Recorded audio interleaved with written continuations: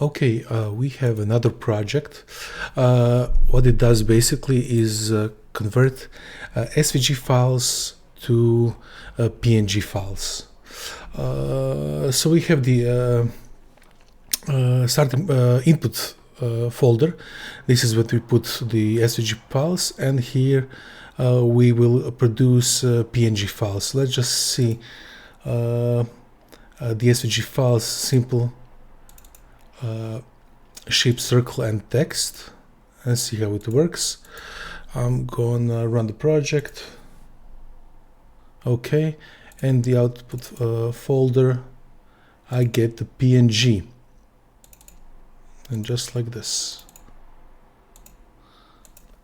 Okay, so basically we're using Cairo SVG package. The interesting thing is we can change the input and output directory. Also, we can change DPI manually. As you can see here, this is in the README file. We create the environment. We have to install the requirements, and then we can change certain things right here. Yeah.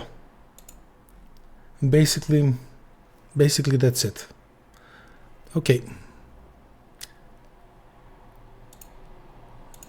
See ya.